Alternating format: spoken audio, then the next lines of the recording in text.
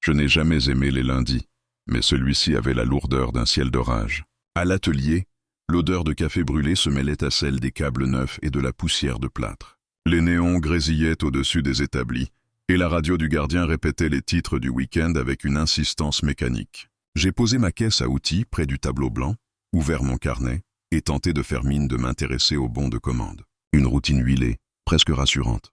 J'aurais pu la suivre les yeux fermés. Je m'appelle Antoine, 31 ans, technicien chez Morel Électricité. Une petite entreprise à Lyon, assez grande pour qu'on y croise des inconnus dans les couloirs, assez petite pour que la mauvaise humeur du patron descende les escaliers comme un courant d'air. Je connais chaque tiroir de notre stock, le cliquetis de chaque serrure, le poids de chaque échelle sur l'épaule. Quand je n'y pense pas, ça me suffit. Quand j'y pense, c'est autre chose.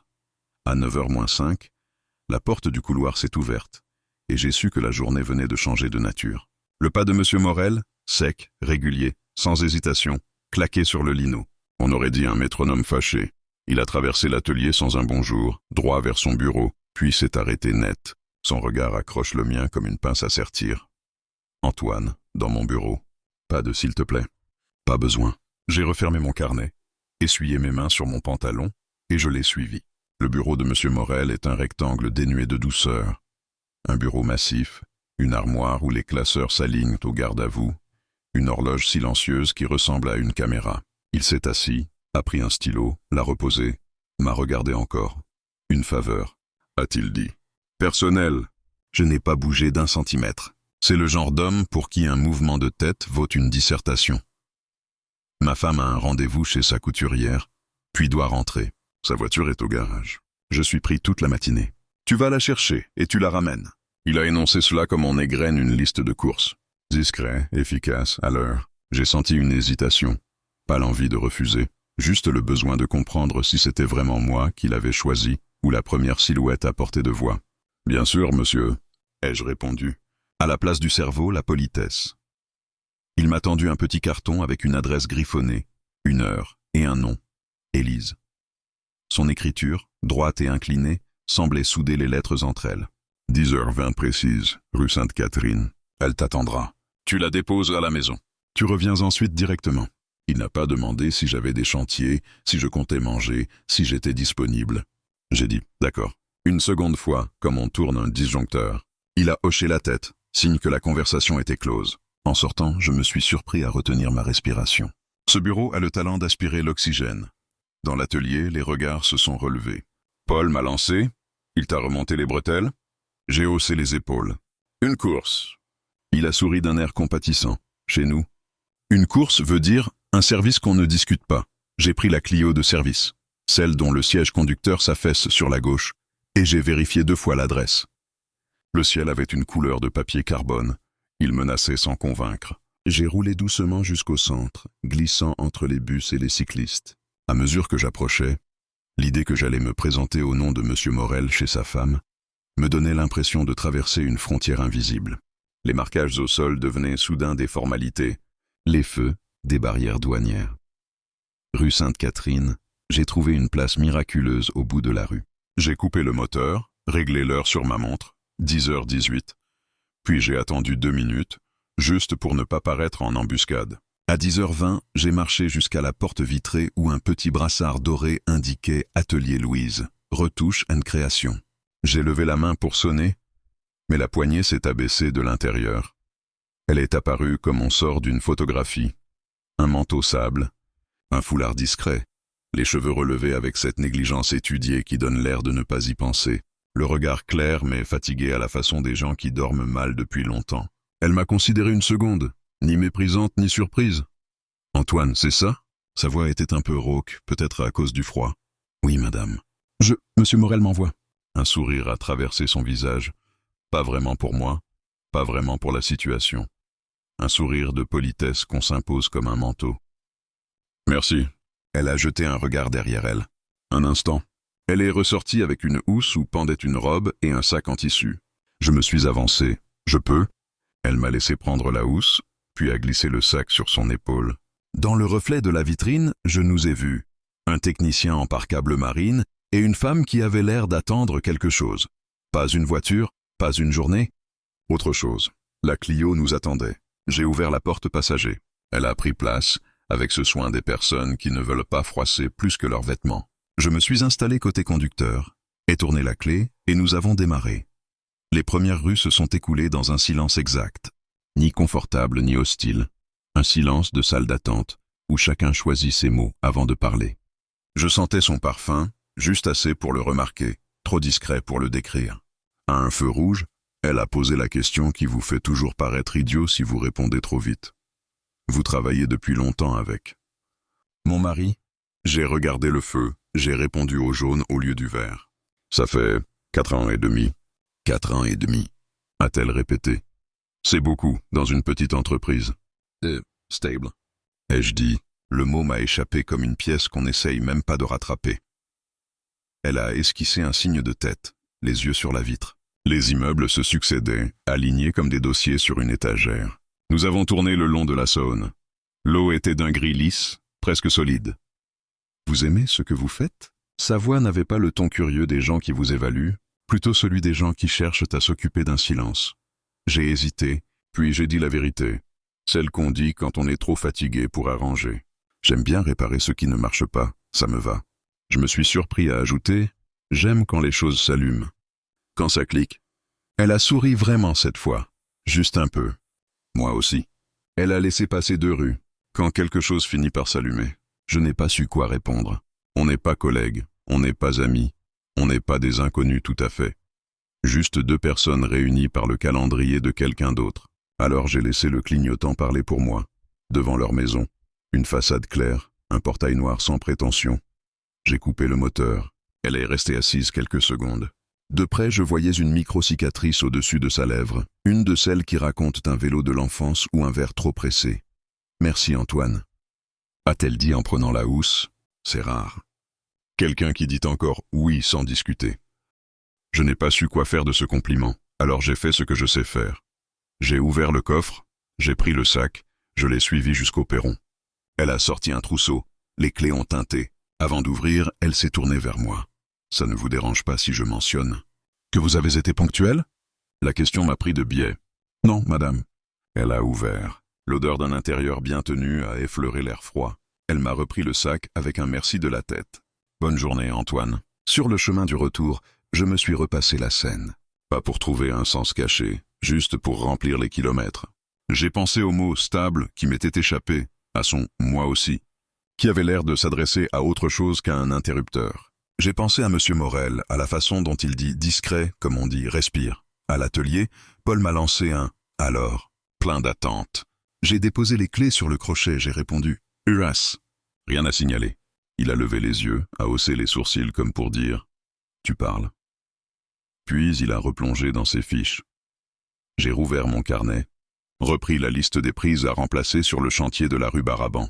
Mais les lignes se dédoublèrent. Pas d'agitation, pas d'euphorie. Juste un léger déplacement à l'intérieur, comme une chaise qu'on pousse d'1 centimètre sans que personne ne la voie bouger. La journée s'est étirée jusqu'à ce que la radio annonce la météo du lendemain. En quittant l'atelier, j'ai senti mon téléphone vibrer. Un message de M. Morel. Bien reçu, merci. 2 mots qui n'attendaient pas de réponse. Je les ai laissés sans réponse. Ce soir-là, chez moi, j'ai mangé debout devant l'évier. Comme souvent. Le robinet goutait à intervalles réguliers et la lumière de la hotte dessinait une auréole sur l'inox. J'ai pensé à la robe sous la housse, à la phrase « c'est rare ». Quelqu'un qui dit encore oui. À la manière dont elle avait pris une seconde avant d'ouvrir, comme si la poignée pesait plus lourd que d'habitude. Je me suis couché tôt, persuadé qu'au matin tout aurait repris sa place. Mais avant de m'endormir, j'ai entendu « je ne sais où », sa voix de nouveau, pas la phrase entière, juste le grain de cette voix. Et il m'a semblé que quelque chose, quelque part, venait de s'allumer. Pas fort, pas longtemps. Juste assez pour que je sache où regarder si un jour la pièce devenait vraiment sombre. Les jours qui ont suivi se sont écoulés dans une régularité presque militaire. Le bourdonnement des perceuses, le cliquetis des outils, les appels clients sur haut-parleur, tout reprenait son rythme mécanique, comme si rien ne s'était passé. Et pourtant, il y avait quelque chose. Une impression infime, difficile à nommer. Une vibration discrète entre les gestes, entre 2 battements du cœur. Je me persuadais que c'était simplement la fatigue. Rien de plus. Vendredi matin, j'étais en train de vérifier le tableau d'un client quand Paul est venu me tapoter l'épaule. « Le chef te demande dans son bureau, maintenant. » J'ai senti une sueur froide me glisser le long du dos, sans raison valable. Les appels de M. Morel ne sont jamais anodins, même quand ils le sont. J'ai posé mon tournevis, me suis essuyé les mains sur mon pantalon et j'ai pris le couloir. La porte de son bureau était entr'ouverte. Il parlait au téléphone. « Non, demain c'est impossible. Je t'envoie quelqu'un, d'accord ?»« Oui, très bien. » Il a raccroché, a levé les yeux vers moi. « Antoine, encore toi ?» J'ai hoché la tête sans savoir si c'était un compliment ou un verdict. Ma femme a un rendez-vous à la galerie d'art, près du quai Saint-Antoine. Sa voiture est toujours au garage. Vous allez la chercher à midi et vous la ramenez après. Même consigne, discret, poli, ponctuel. Je n'ai pas discuté. J'ai juste demandé. Même adresse? Oui, elle sait que c'est vous. Son ton n'exprimait rien. Pas un soupçon de méfiance, pas même un merci. Un ordre, net. Sur le coup de midi, j'étais de nouveau garé rue Sainte-Catherine. Le ciel était plus clair que la dernière fois, et un vent léger faisait danser les rideaux derrière les vitrines. J'ai coupé le moteur, vérifié mon téléphone, aucun message, et attendu. À 12h10, la porte s'est ouverte. Elle est sortie, vêtue d'un manteau beige clair et d'une écharpe bleue. Ses cheveux, relevés en un chignon plus simple que la première fois, laissaient échapper quelques mèches qui encadraient son visage. Elle m'a reconnu immédiatement et a souri. Un sourire vrai, de ceux qui se forment d'abord dans les yeux. « Bonjour, Antoine. On dirait que mon mari vous a réquisitionné à vie. » J'ai répondu, un peu raide. « Disons que j'ai le permis et que je suis ponctuel. » Elle a ri doucement.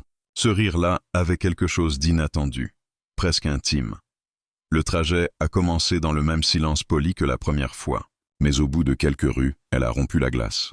« Il doit vous en faire voir, mon mari, non ?» Je me suis redressé un peu sur mon siège, pris de court. Il est exigeant, oui, mais juste, je suppose. Elle a esquissé un rictus. Juste, vous trouvez? Disons, précis. Elle a ri de nouveau, cette fois avec un brin d'amertume. Oui, précis, c'est un mot qui lui va bien. Il mesure tout, même les silences. Je n'ai pas su quoi répondre. J'ai préféré fixer la route, mais elle, visiblement, n'avait pas envie de se taire. Vous savez, les gens pensent souvent que je mène une vie parfaite, une belle maison, un mari respectable, un confort que d'autres envieraient. Mais ils oublient que le silence peut être plus lourd qu'une dette. Sa voix avait baissé d'un ton, presque un murmure. Il rentre tard, parle peu. Parfois j'ai l'impression d'être un meuble, entretenu mais inutile. Je l'ai écouté sans l'interrompre. Ce n'était pas de la curiosité, plutôt une sorte de respect silencieux, celui qu'on doit à quelqu'un qui, pour la première fois, dit tout haut ce qu'il garde depuis trop longtemps. Nous avons roulé jusqu'au quai. Elle regardait la Saône, son visage tourné vers la lumière. Vous aimez votre travail, Antoine? Oui, enfin, je ne sais pas. J'aime quand les choses fonctionnent, quand il y a une logique. Les circuits, c'est prévisible. Pas les gens. Elle a souri tristement. Oui, les gens sont rarement logiques. Arrivée devant la galerie, elle m'a demandé d'attendre. J'en ai pour une vingtaine de minutes, pas plus. Elle a disparu à l'intérieur. Derrière la vitre, je voyais les reflets de tableaux, de couleurs vives, et sa silhouette qui se déplaçait lentement d'une œuvre à l'autre. J'ai patienté, les doigts tambourinant sur le volant. Je ne savais pas pourquoi je ressentais cette étrange tension, comme si chaque minute rallongeait le fil invisible qui nous reliait. Quand elle est ressortie, elle tenait une petite pochette en papier brun, sûrement un achat discret. Elle est montée sans un mot, mais à peine la voiture remise en route, elle a dit d'une voix plus douce.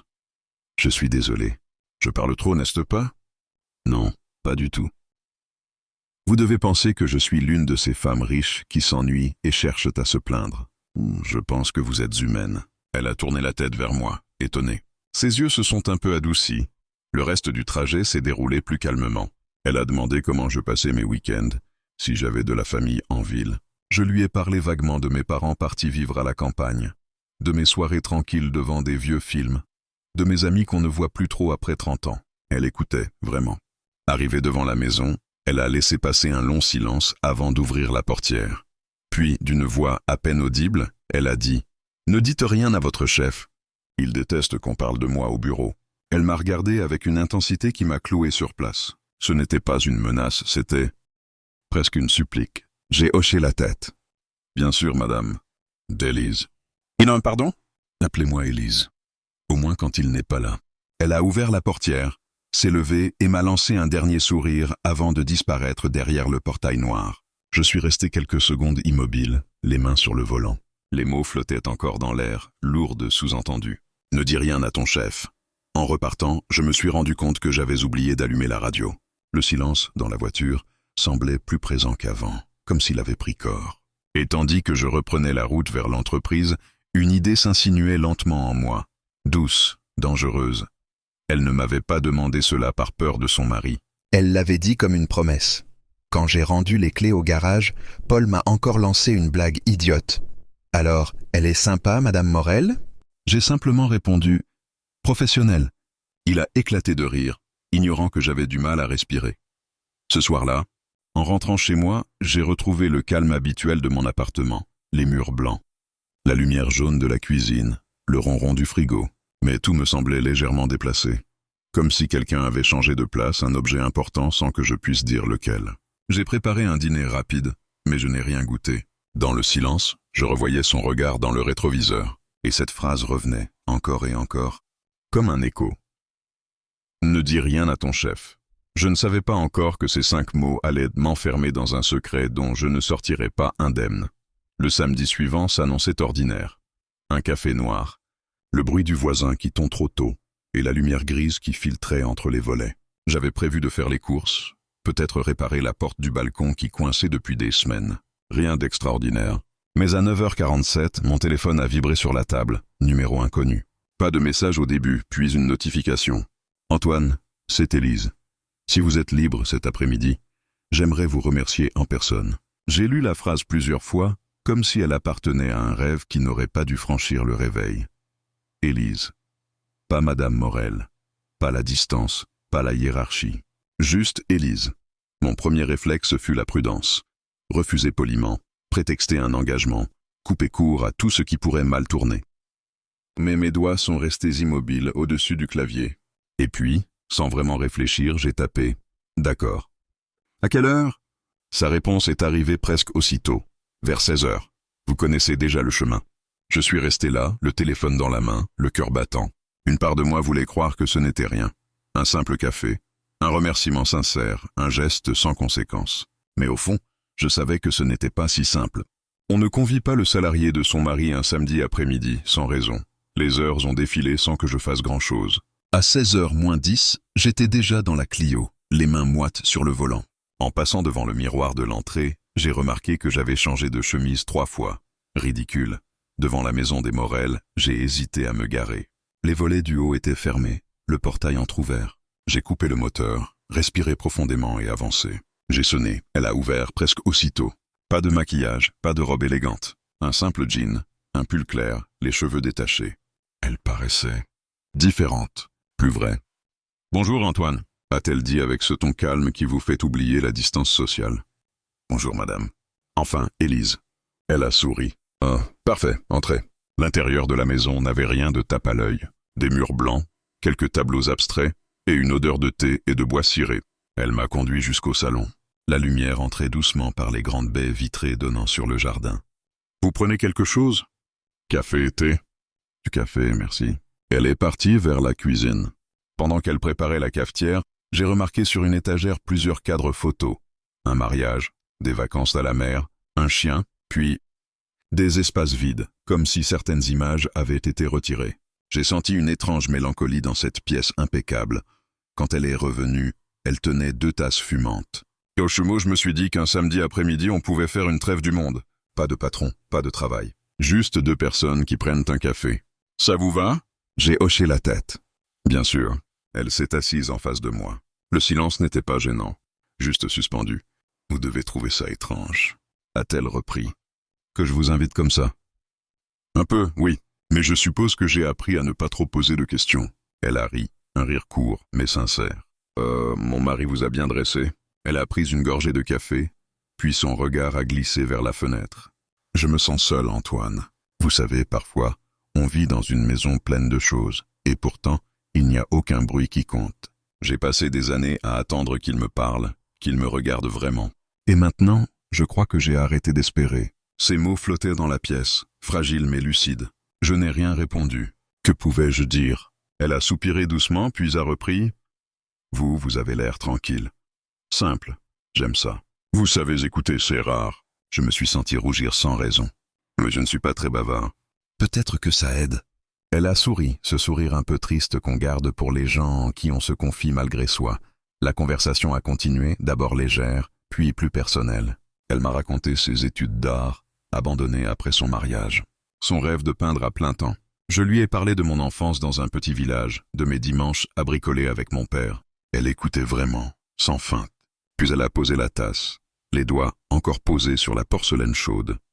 Vous savez, parfois, je me dis que j'ai épousé la sécurité, pas l'amour. Et la sécurité finit par ressembler à une cage. Elle a marqué une pause, puis a tourné vers moi un regard que je n'oublierai jamais. Et vous, Antoine? Vous avez quelqu'un? La question m'a pris de plein fouet. Non, pas en ce moment. Disons que je ne suis pas très doué pour ça. Non, pourquoi? Peut-être parce que je suis trop terre-à-terre, ou pas assez intéressant. Elle a secoué la tête. Vous êtes différent, c'est tout. Et c'est une qualité. Un silence s'est installé, plus dense que les précédents. Elle a fini par se lever, a contourné la table basse et s'est arrêtée près de la fenêtre. Vous savez ce qui me manque le plus? Les choses simples. Aller au cinéma, se promener sans but, rire sans faire attention à l'heure. Ou, la semaine prochaine, quand mon mari sera en déplacement, on pourrait peut-être faire quelque chose de simple. J'ai froncé les sourcils. Tiens, comment ça? Un film, une balade, un café dans un parc. Rien de fou, juste vivre un peu. Je me suis figé. Tout en moi criait non. Non, c'est une mauvaise idée. Non, tu vas te brûler les ailes. Non, tu ne peux pas être cet homme-là. Mais dans ses yeux, il y avait quelque chose d'humain, de sincère. Une détresse douce, presque familière. Élise, je ne crois pas que ce soit une bonne idée. Elle s'est approchée, un sourire calme aux lèvres. Ce n'est pas une idée. C'est une pause. Elle a posé sa main sur le dossier du canapé, tout près de la mienne. Et puis, ne dis rien à ton chef. Il ne comprendrait pas. Sa voix s'était faite murmure, presque un secret partagé. Mon cœur battait fort. J'ai voulu répondre quelque chose, mais ma bouche est restée close. Et alors, sans même savoir pourquoi, j'ai murmuré. D'accord. Elle a souri, lentement, comme si elle avait gagné une bataille silencieuse. Parfait. Ce sera notre petit secret. Quand je suis reparti, le soleil déclinait.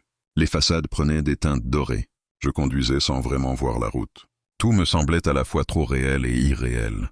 À un feu rouge, j'ai regardé mes mains posées sur le volant. Elles tremblaient. Ce soir-là, en rentrant chez moi, j'ai éteint la télévision, éteint la lumière, et je suis resté assis dans le noir. Il y avait au fond de moi une certitude que je refusais de nommer. Rien ne serait plus jamais comme avant.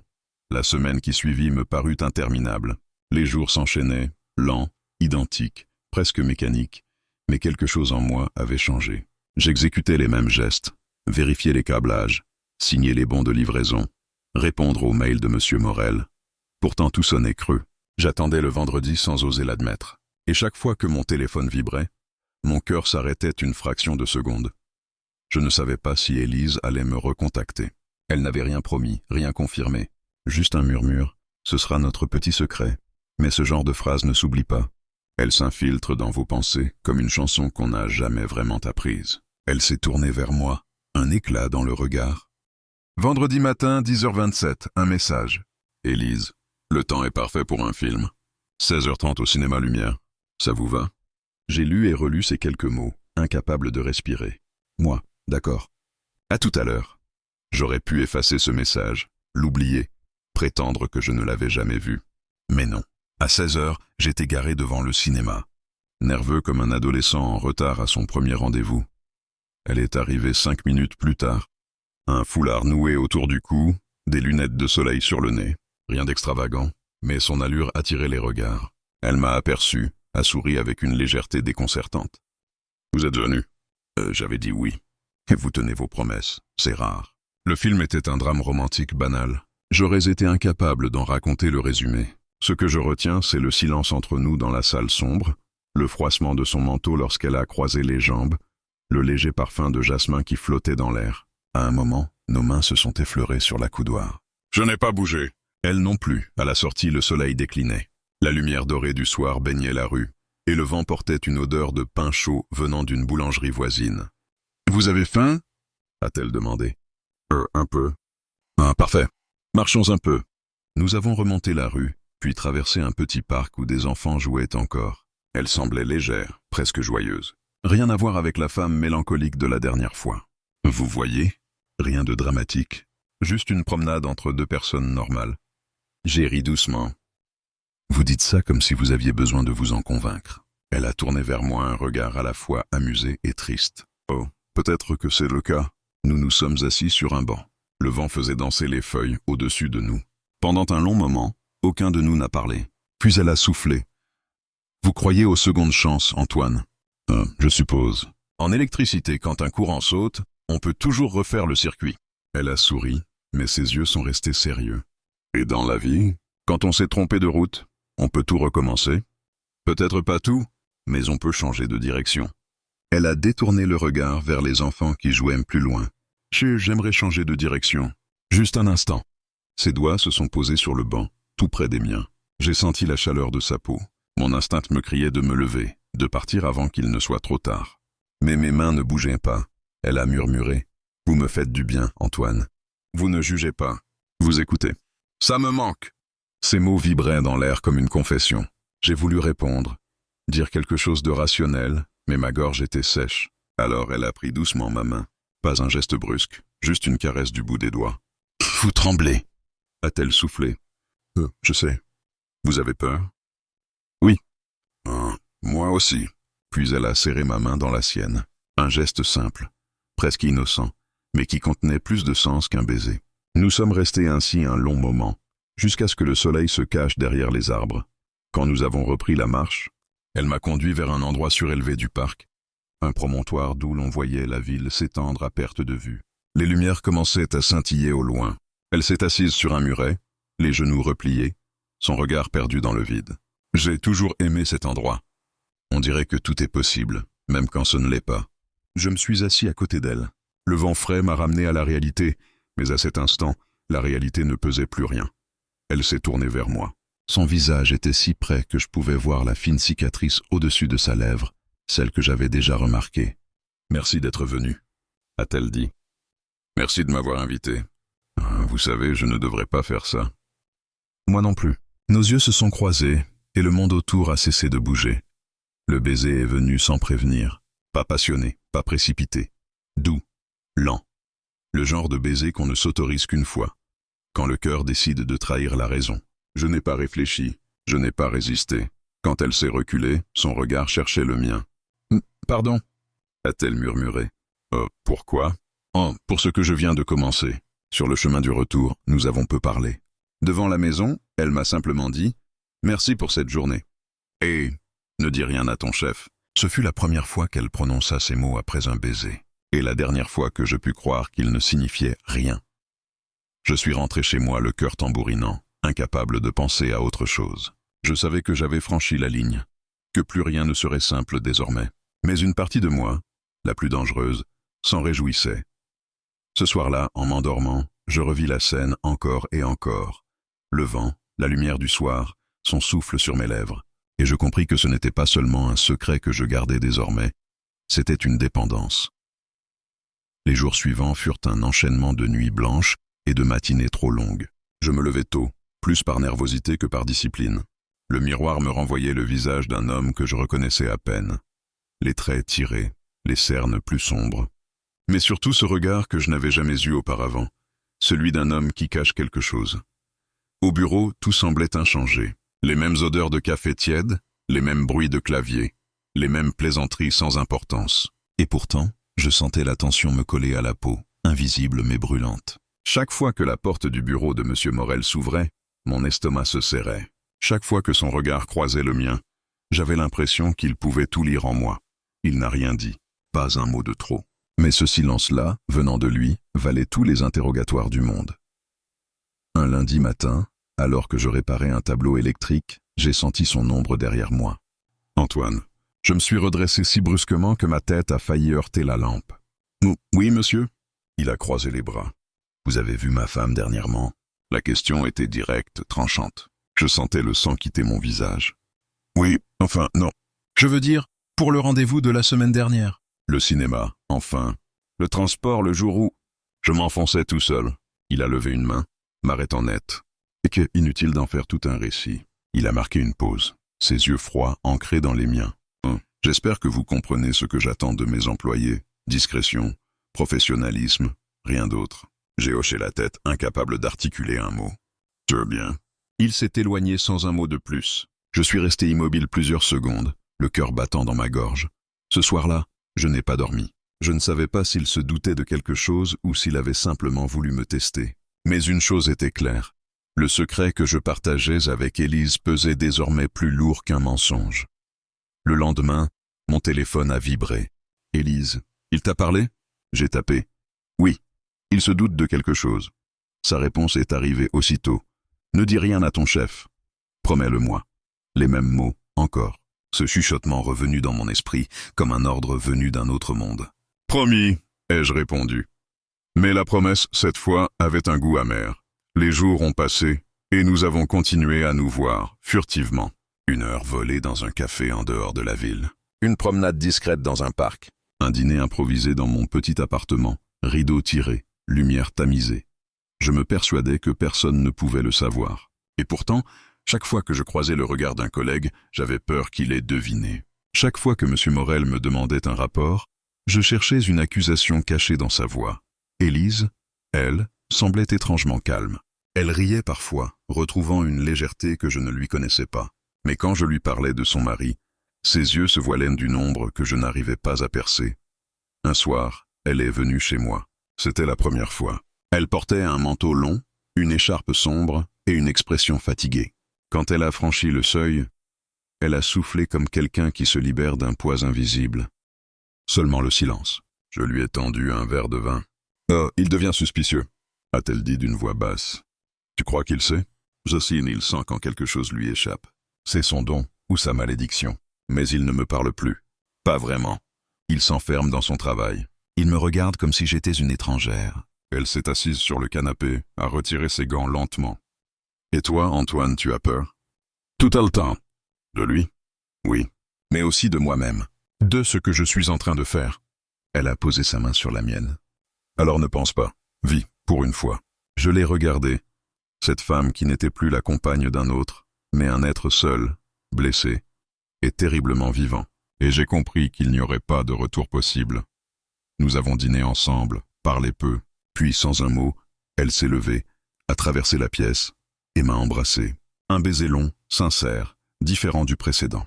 Il ne portait pas la marque de la tentation, mais celle du désespoir. Elle s'est blottie contre moi, et j'ai senti dans sa respiration la fatigue de toutes les années perdues.